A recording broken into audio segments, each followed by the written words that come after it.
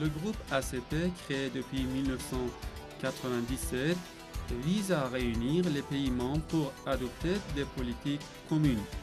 Revoir l'accord de Cotonou, examiner des questions telles que la hausse du prix du pétrole et des denrées alimentaires et la question de la conclusion d'accords intérimaires de partenariat économique avec l'Union européenne était à l'ordre du jour du sommet. Le groupe ACP comprend les pays qui ont conclu l'accord de Lomé et de Cotonou. Le groupe ACP comprend 79 pays, dont 48 d'Afrique subsaharienne, 16 des Caraïbes et 15 du Pacifique, avec une population totale de 700 millions d'habitants.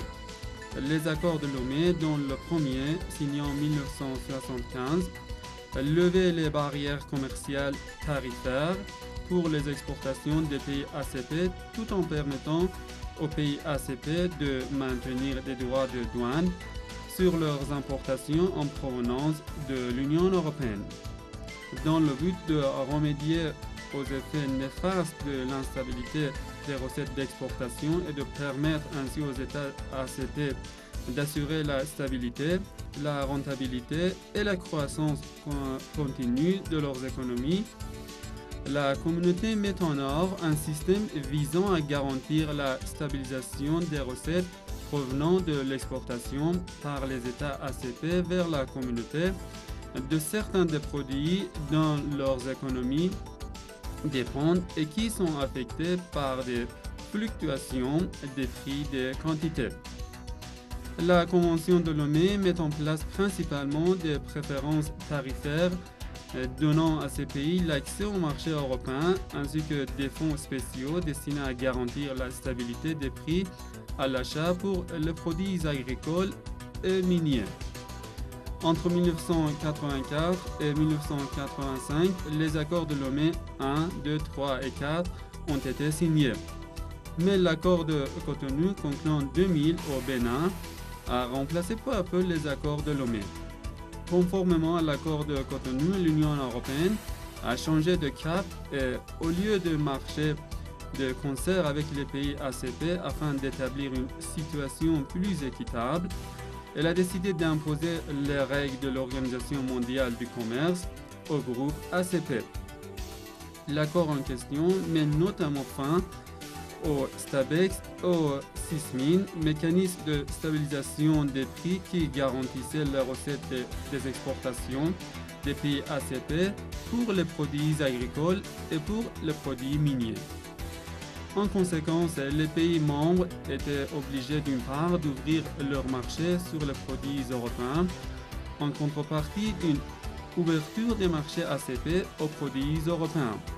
Et de l'autre, l'Union européenne a divisé les pays ACP pour avancer ses objectifs car les efforts de ces pays pour une résistance collective déplaisaient aux Européens. Conformément au nouvel accord, les négociations séparées de libre-échange sous le nom de l'accord de partenariat économique régional et de concert complet avec les critères de l'OMC. Sous le prétexte d'un partenariat pour le développement, l'Union européenne est en train de réintroduire au travers des APE le programme libre-échangiste de l'OMC. Malgré une forte réticence des pays ACP, la Commission européenne exerce de lourdes pressions économiques et politiques sur ces pays afin qu'ils se précipitent sans préparation adéquate dans des négociations de libre-échange sur les APE. À en croire les observateurs, la Commission européenne a prouvé qu'elle n'avait pas envie d'être l'interlocuteur des membres de l'ACP. Au contraire, elle entend orienter la rivalité entre ces pays et cela pourrait provoquer la tension entre les pays africains et neutraliser les efforts de ces derniers pour changer les règles de l'OMC. Intégrer l'OMC ne pourrait être en faveur que des pays qui ont la haute capacité de production, disposent de spécialistes, ceux dont la croissance économique est remarquable et qui peuvent participer à une compétition internationale, investir dans d'autres pays du monde et attirer les capitaux étrangers, tandis que la plupart des pays africains ne sont pas encore arrivés à cette hauteur.